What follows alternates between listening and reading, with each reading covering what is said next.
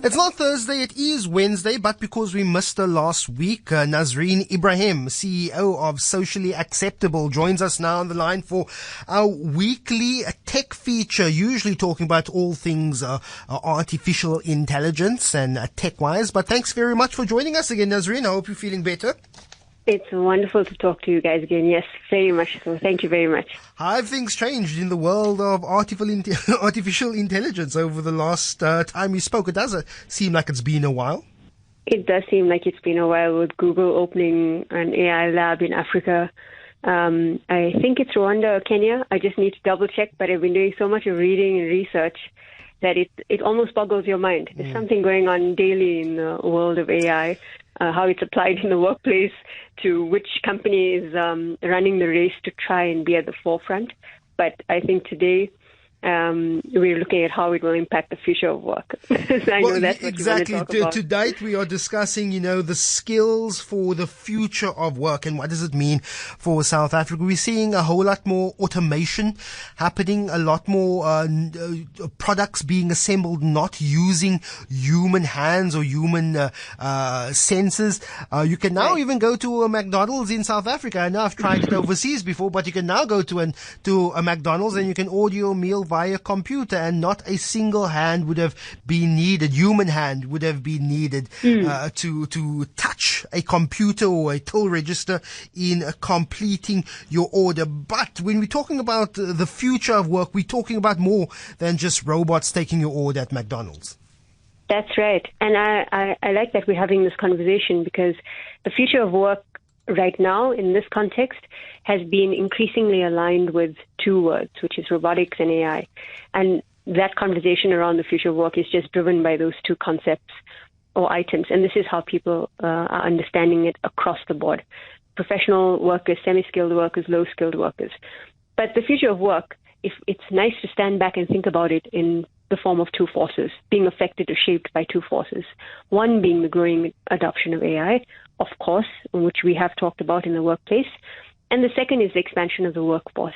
But to talk about the workforce in the traditional sense and the workforce that are now growing across the world in various realms, be they freelancers or professional workers who come on a contractual basis, which freelancers might differ slightly as they work across multiple projects and or run their own businesses.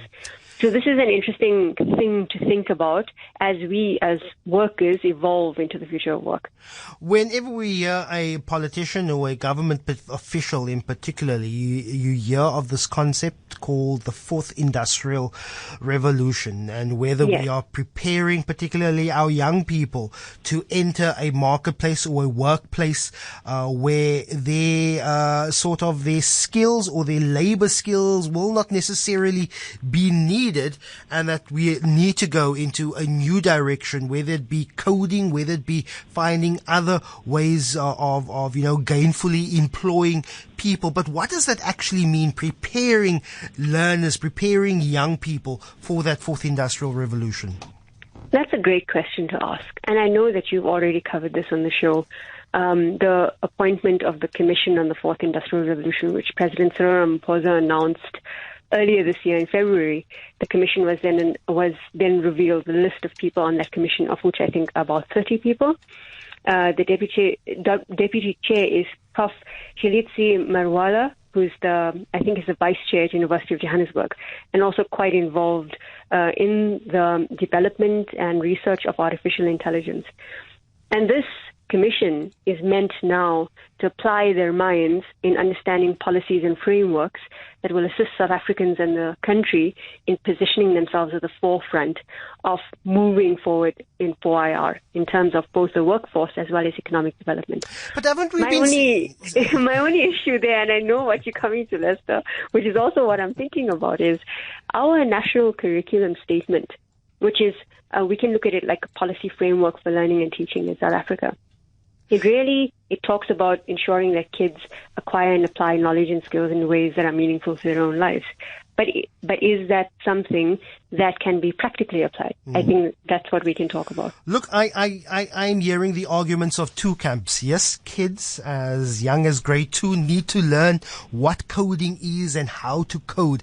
At the same time, I'm hearing the argument of a camp that says, how are you expecting kids to code if they can't even comprehend reading, a book? And that are we taking out that heart, that ability to be human, as one camp is calling it, able to comprehend maybe just the basic, of faculties, and all of a sudden thrusting us into this world of saying coding and tech and AI is everything. So you've made the point exactly. And I'm thinking about the incredible drive that's been going on in our education landscape in South Africa around STEM, which has been prompted across the board: science, technology, engineering, mathematics. Now with the inclusion of art forming what they call STEAM. The idea or thinking is that because you need to have investment into the art, engineering, and technology space, that this will enable children to better position themselves for the fourth industrial revolution. But if kids are not, if there are a decreasing number of learners who are taking maths and science, and fewer matrics writing these exams in 2017 than in 2016, and of course the numbers decreasing from last year, we're looking at trends from the International Mathematics and Science Study, and you're looking at South Africa's ranking in terms of countries that want to assess mathematics and science knowledge. We're coming 38 out of 39 countries, and 39 out of 39 for maths and science respectively.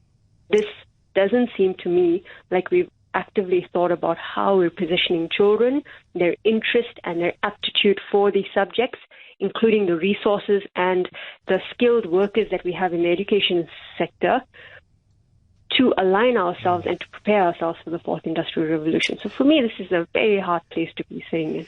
We are speaking to Nazareen Ebrahim. She's the CEO of Socially Acceptable.